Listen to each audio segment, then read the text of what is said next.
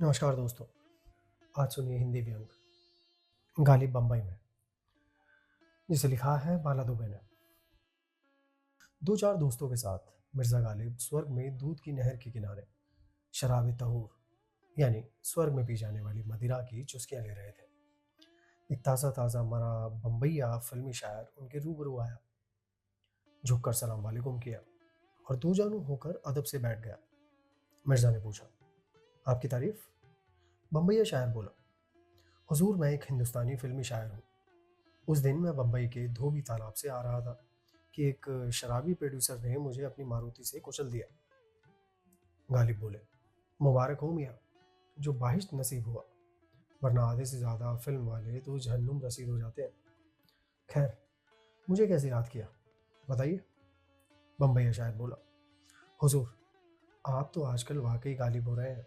करीब 30 साल पहले आप पर फिल्म बनी थी जो खूब चली, और आजकल आप सीरियलाइज्ड हो गए हैं। मिर्जा गालिब समझे नहीं। पास बैठे दिल्ली के एक फिल्म डिस्ट्रीब्यूटर के मुंशी ने उन्हें टीवी के सीरियल की जानकारी दी। मिर्जा गहरी सांस छोड़कर बोले, चलो कम से कम मरने के बाद तो मेरी किस्मत जागी मियाँ, वरना जब तक हम दिल्ली में रहे, कर्ज से लदे रहे, खुशहाली को तरसे, कभी इसकी लल्लो चप्पू की तो कभी उसकी ठोड़ी पर हाथ लगाया। अरे हुजूर अब तो जिधर देखो आप ही आप बहक रहे हैं, बम्बईया शायर बोला।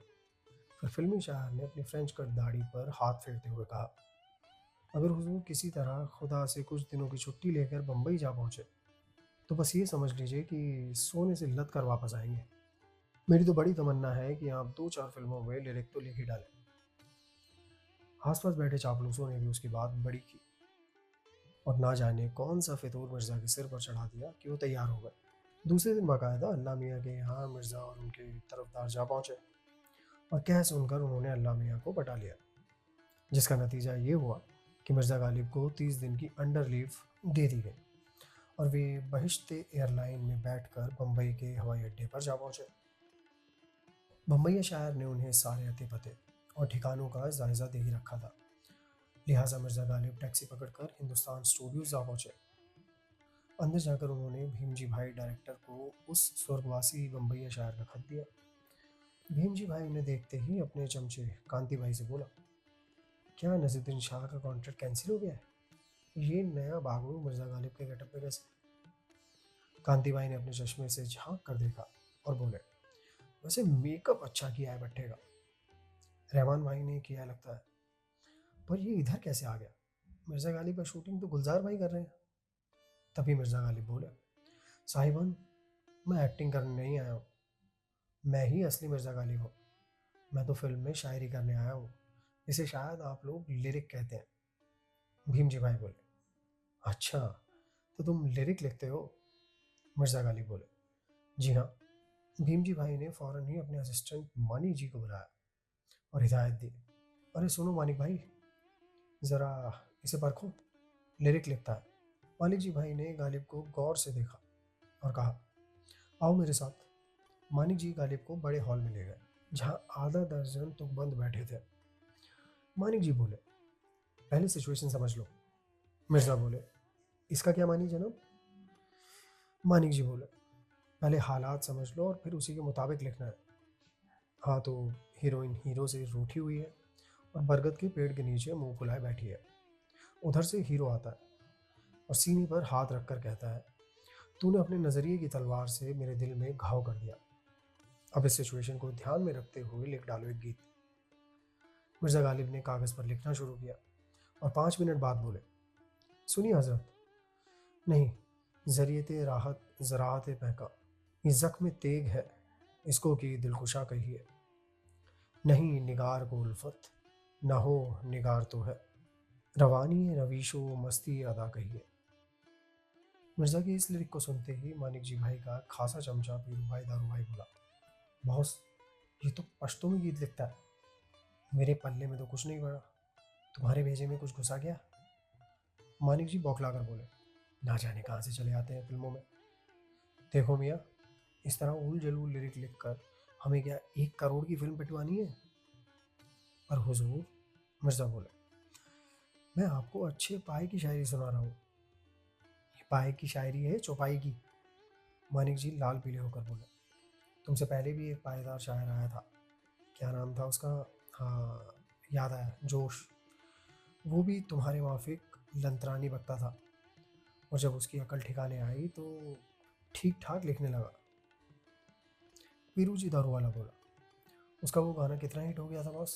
हाय हाय क्या लिखा था जालिम ने, मेरे जुबना का देखो हारू बापी।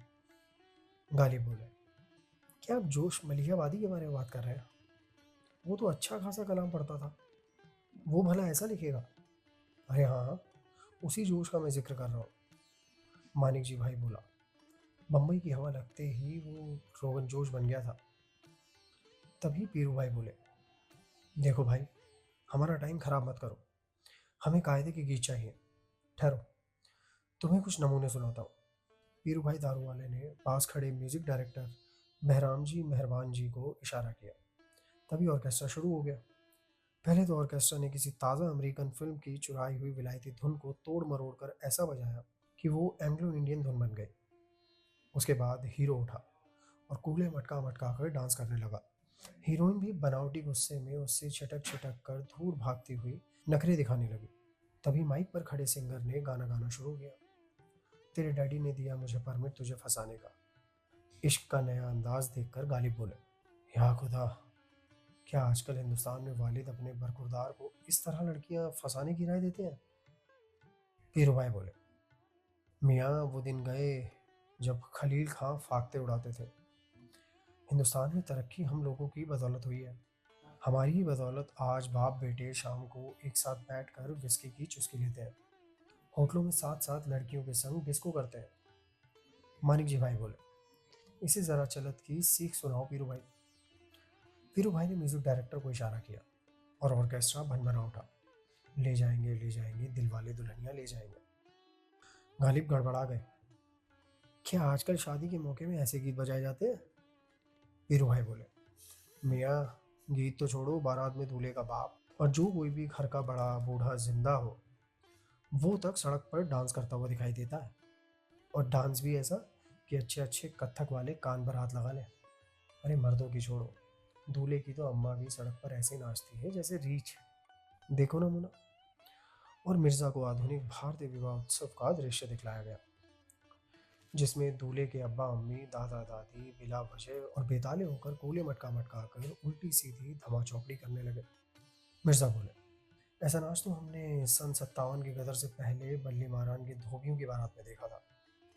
हीरू भाई दारू वाला खिसिया कर बोला, ऐसी की तैसी में गए बल्ली महारान की धोबी में, आजकल तो घर घर में ये डिस्को फल फूल रहा है। तभी मुस्कुराते हुए मानिक भाई ने कहा, अरे जरा पुरानी चाल की चीज भी सुनाओ। अब की बार हीरोइन ने लहंगा फरिया पहनकर विशुद्ध उत्तर प्रदेश या लोक नृत्य शैली की झलक दिखलाई और वैसे ही हाव भाव करने भी लगी। तभी माइक पर किरण बेन गाने लगी, झुमका गिरा रे बरेली के बाजार में। गीत खत्म होते ही मानिक भाई बोले, इसे कहते हैं लिरिक और म्यूजिक का ब्लेंडिंग। इसके मुकाबले में लिखो तो जाने, बेमानी बकबक में क्या रखा है? ये सुनकर गालिब का चेहरा लाल हो गया। सहसा वो भांगो पांगो और उसके बगल में बैठे ढोल वालों से जोर जोर से बोला, तू ढोल बजा भाई, ढोल बजा, ये महफिल नामाकुलों की है, लाहौल विला लाहौल विला। उनकी इस लिरिक की चाल को बांगो वाले ने फौरन बांध लिया और उधर ऑर्केस्ट्रा भी गनगना उठा। मानिक जी भाई और पीरू भाई की बाँछें हिल गई और वे सब मग्न होकर बकौल गालिब धोबिया नृत्य करने लगे। और जब उनकी संगीत तंद्रा टूटी तो मानिक भाई बोले, वाह वाह क्या बात पैदा की है गालिब भाई। और तब तक गालिब कुकुरमुत्ता हो और स्टूडियो से रफू चक्कर होकर बाहिश्त एयरलाइन की रिटर्न फ्लाइट का टिकट लेकर अपनी सीट पर बैठे बुदबुदा रहे थे। न 27 की तमन्ना, न सिले की परवाह, घर नहीं है मेरे अशार में मानी, ना सही। दोस्तों आप सुन रहे थे हिंदी व्यंग गालिब बम्बई में, जिसे लिखा था बाला दुबे ने। मैं हूँ राहुल अबुआ। अगर आपको ये व्यंग पसंद आया हो तो आप अपनी प्रतिक्रिया ज़रूर दीजिएगा। और भी कहानियाँ सुनने के लिए आप इस चैनल को सब्सक्राइब कर सकते हैं। मिलेंगे एक और कहानी के साथ। धन्यवाद।